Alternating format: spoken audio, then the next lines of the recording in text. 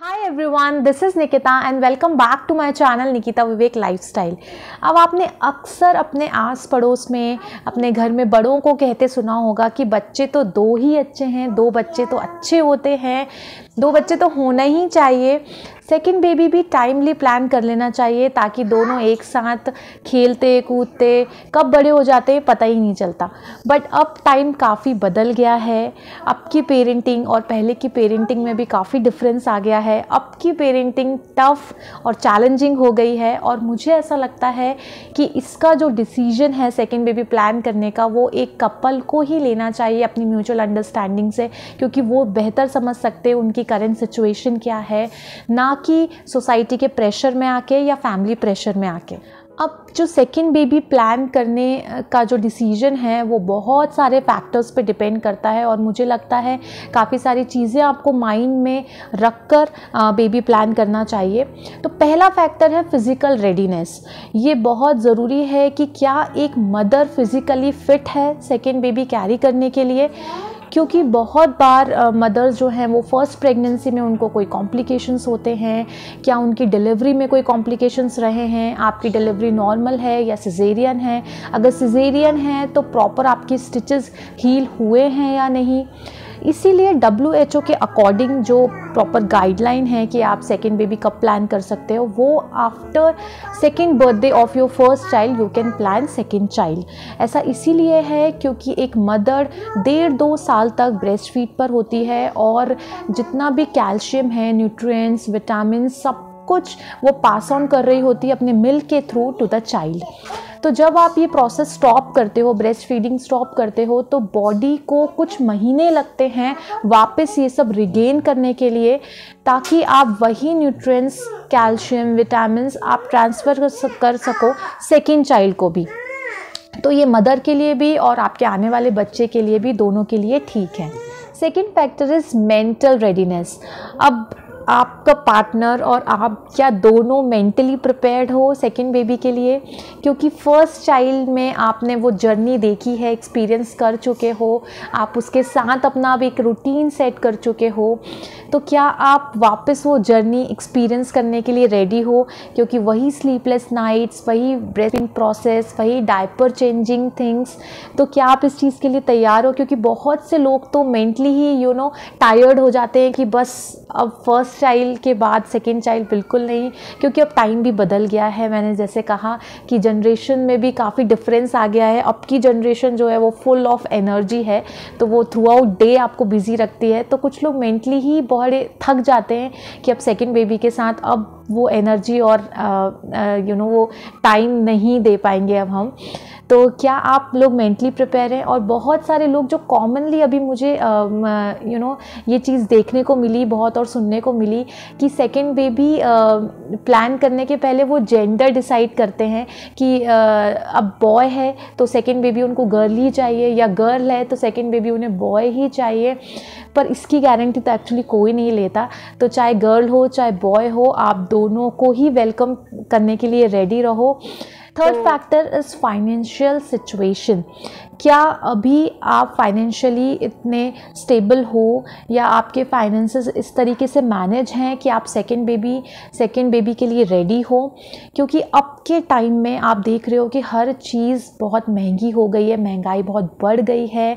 जिस दिन से आप कंसीव करते हो उस दिन से आपके खर्चे शुरू हो जाते हैं, चाहे वो आपके टेस्ट हों, चाहे आपकी स्कैनिंग हो, चाहे आपके हॉस्पिटल विजिट्स हों, तब से ही आपके एक्सपेंसेस स्टार्ट हो जाते हैं एक चाइल्ड के लिए। अगर हम फ्यूचर का सोचें तो उसकी एजुकेशन हो गया, उसकी day to day life cost हो गई।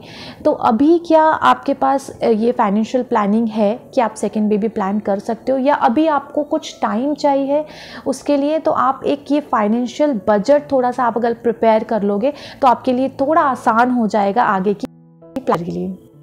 Fourth factor is time and energy. मुझे लगता है कि एक बच्चे को अगर आप कोई प्राइसलेस गिफ्ट देना चाहते हो तो वो है आपका टाइम। तो अभी क्या आपकी ऐसी सिचुएशन है, आपका करियर गोल को देखते हुए, आपकी वर्कलोड को देखते हुए, क्या अभी आप में है वो कि आप अपना टाइम और एनर्जी दोनों का कमिटमेंट आप सेकंड चाइल्ड को दे सकते हो। कुछ चीज़ें ऐसा लगता है कि पुराने ज़माने में जो होती थी या बुज़ुर्ग जो बोलते हैं वो कुछ हद तक सही हैं, शायद आप भी एग्री करोगे कि पहले के ज़माने में वो 21-22 साल में ही आप शादी कर लेते थे और फटाफट से बच्चे हो जाते थे। अब तो हम 30 में एक्चुअली डिसाइड करते हैं कि अब हम मैरिज करनी है और फिर उसके बाद 2-3 साल बाद हम बेबी प्लान करते हैं। तो इससे क्या हो रहा है कि हमारी जो एनर्जी है एज के साथ साथ वो कम होती जाती है। जिनके 2 बच्चे हैं वो बहुत अच्छे से समझ सकते हैं कि जो एनर्जी हमारी फर्स्ट चाइल्ड में होती है वो एनर्जी हमारी सेकेंड चाइल्ड में उतनी नहीं रह जाती। तो अगर आप सेकेंड बेबी प्लान करने के बारे में सोच रहे हैं तो बहुत कम गैप भी नहीं होना चाहिए कि आपको मैनेज करने में प्रॉब्लम हो और बहुत ज़्यादा गैप भी नहीं होना चाहिए कि जनरेशन गैप नज़र आए उसमें। 5th factor is support system. तो क्या आप एक जॉइंट फैमिली में हो या आप एक न्यूक्लियर फैमिली में हो? अगर आप जॉइंट फैमिली में हो तो आपके लिए थोड़ा इजी हो जाता है क्योंकि फैमिली मेम्बर्स आपको सपोर्ट कर पाते हैं उस टाइम पे। अगर आप दोनों वर्किंग हो तो एटलीस्ट कोई है आपके पीछे आपके बेबी की केयर करने के लिए। वहीं अगर आप न्यूक्लियर फैमिली में हो तो क्या ये पॉसिबल है कि आपके पेरेंट्स आपके पास आके रह सकते हैं या फिर आपको किसी की हेल्प लेनी है या आप नैनी हायर कर सकते हो या आप दोनों ही पार्टनर्स मैनेज करके कर पाओगे ये।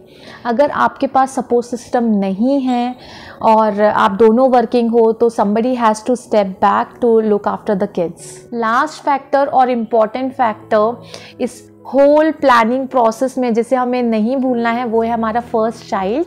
तो क्या वो अभी रेडी है न्यूबॉर्न बेबी को वेलकम करने के लिए? अगर आप सेकेंड बेबी प्लान करने के बारे में सोच रहे हो और आप 2.5, 3 मैक्स 4 का डिफरेंस रखना चाहते हो तो मुझे ऐसा लगता है कि 3 साल 4 साल के बच्चे अब इंडिपेंडेंट हो जाते हैं, अपने आप वॉक कर पा रहे हैं, अपने आप चीज़ें होल्ड कर सकते हैं, बेसिक नीड्स कम्युनिकेट कर सकते हैं।